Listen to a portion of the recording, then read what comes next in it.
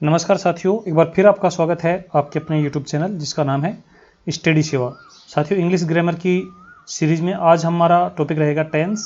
और टेंस के बारे में हम यहाँ पर बेसिक जानकारी लेने वाले हैं कि टेंस क्या होते हैं और इनके कितने प्रकार होते हैं। तो सबसे पहले हम बात करते हैं टेंस के अर्थ की।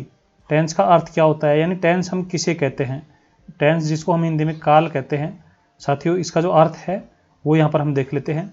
हमने पिछले जो वीडियोज़ हैं उनमें वर्ब के बारे में डिस्कस किया था। क्रिया होती है और क्रिया के अलग अलग रूप होते हैं साथियों। उन अलग अलग रूपों को ही टेंस कहते हैं। तो यहाँ पर देख लीजिए, क्रिया के विभिन्न रूप जिनसे क्रिया के संपन्न होने का समय मालूम होता है टेंस कहलाते हैं। अब ये समय कैसे मालूम होता है, आइए एक छोटे से एग्जाम्पल से देखते हैं। जैसे राम पढ़ रहा है, राम पढ़ रहा है, इससे ये पता चल रहा है, पढ़ना यहाँ पर वर्ब है, पढ़ रहा है ये इसका रूप बन गया। इससे पता चल रहा है कि वर्तमान की बात है। इसी का दूसरा रूप राम पढ़ रहा था।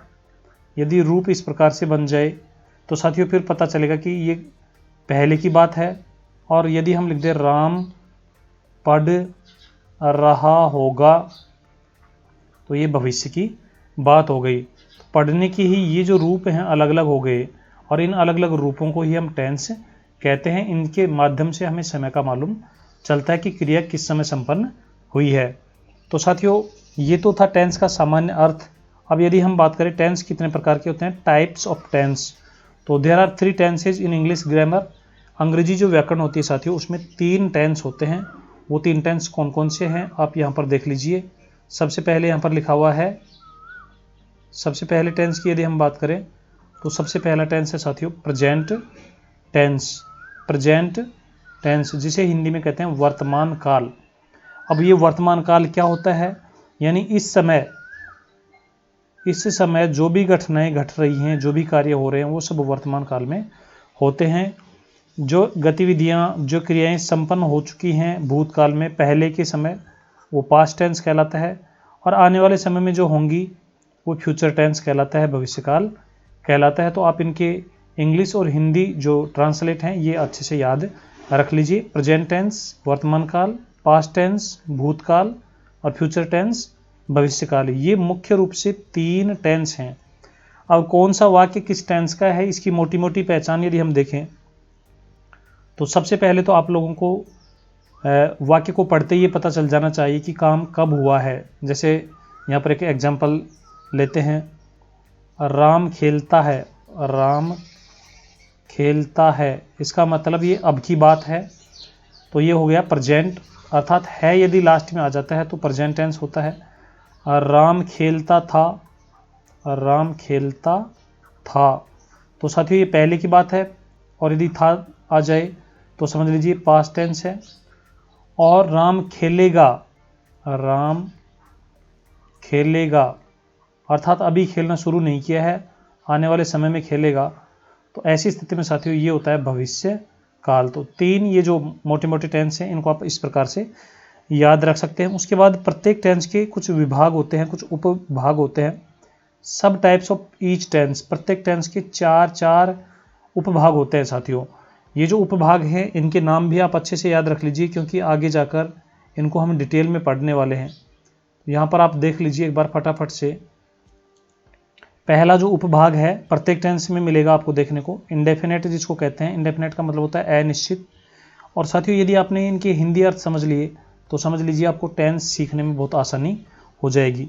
अनिश्चित से क्या तात्पर्य है, जिसमें समय निश्चित नहीं हो, अर्थात क्रिया कब संपन्न हुई है उसके बारे में हम निश्चित रूप से नहीं कह सकते।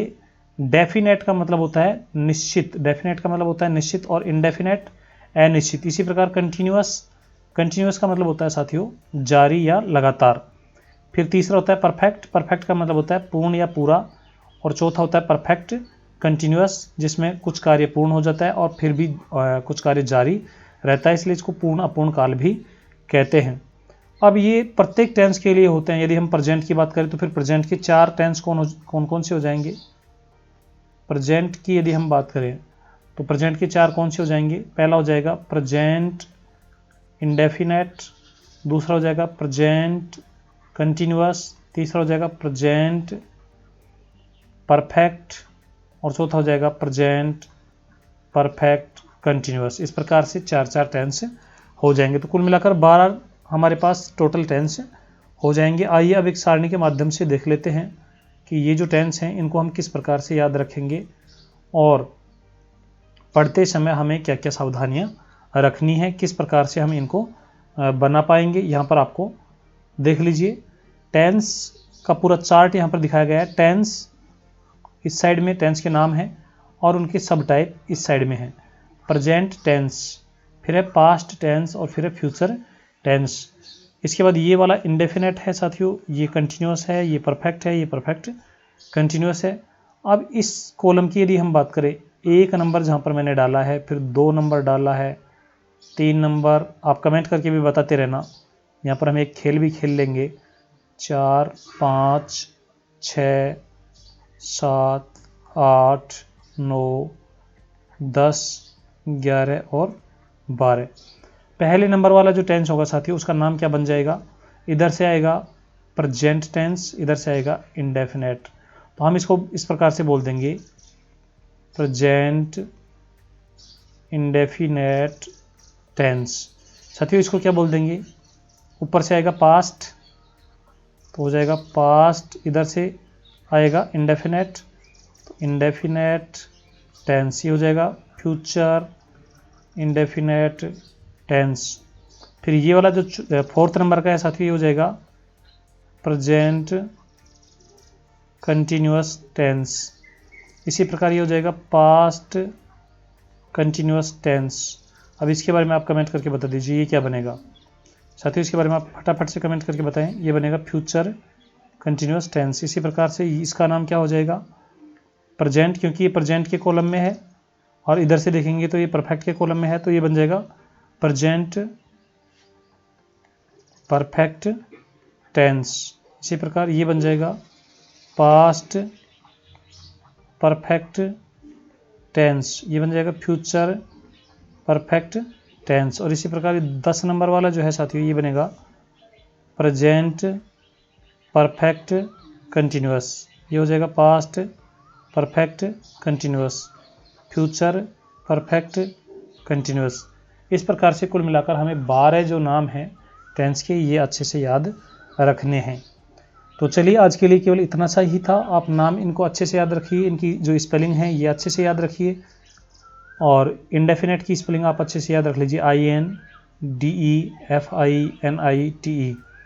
कंटिन्यूअस की स्पेलिंग अच्छे से याद रख लीजिए, CONTINUOUS। इसी प्रकार परफेक्ट का मतलब होता है पूर्ण, कंटिन्यूअस का मतलब होता है जारी, इंडेफिनेट का मतलब होता है साथियों अनिश्चित, और परफेक्ट कंटिन्यूअस का मतलब होता है, परफेक्ट का मतलब पूर्ण, यानी कुछ कार्य हो चुका है और अभी भी जारी है।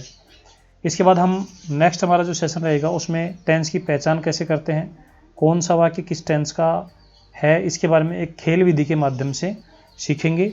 तो चलिए आज के लिए इतना ही, और आप इसी प्रकार हमारे जो वीडियोज़ हैं उनको देखते रहिए।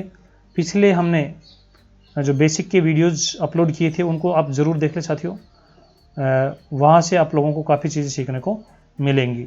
चलिए आज के लिए इतना ही, मिलते हैं एक नए सेशन के साथ, तब तक के लिए जय हिंद जय भारत।